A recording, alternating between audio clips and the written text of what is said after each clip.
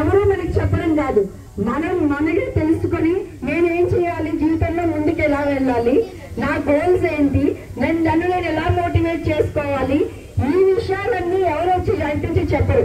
ఇండియాకైతే అంబేద్కర్ వచ్చి కాన్స్టిట్యూషన్ రాశారు, రాజ్యాంగాన్ని రాశారు. కానీ మీ రాజ్యాంగాన్ని ఎవరికి వాళ్ళే రాసుకోవాలి. ఇది అందరికీ అప్లై అవుతుంది, పెద్దవాళ్ళకి చిన్నవాళ్ళకి. మీ ఆరోగ్యం కావచ్చు, మీ ఫైనాన్సెస్ కావచ్చు, మీ ఎమోషన్స్ కావచ్చు, ఏదైనా సరే మీ చేతుల్లో ఉన్నాయి.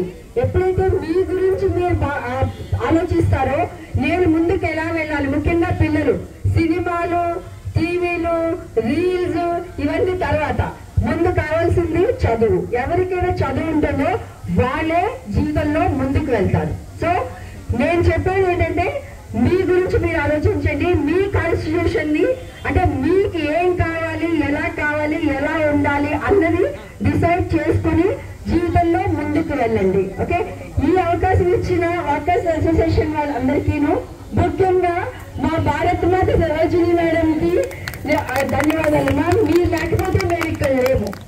ఒప్పుకోవాల్సింది ఏంటంటే మీరు ఉన్నారు కాబట్టి మేము ఇంత యాక్టివ్ గా వచ్చి ఇక్కడ పార్టిసిపేట్ చేస్తున్నాం.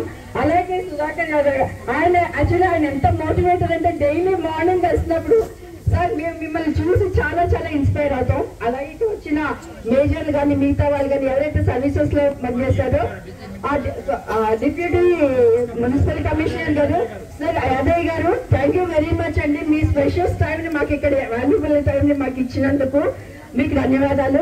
ఇక్కడున్న ప్రతి ఒక్కరికి కూడా పేరు పేరున హ్యాపీ రిపబ్లిక్ డే.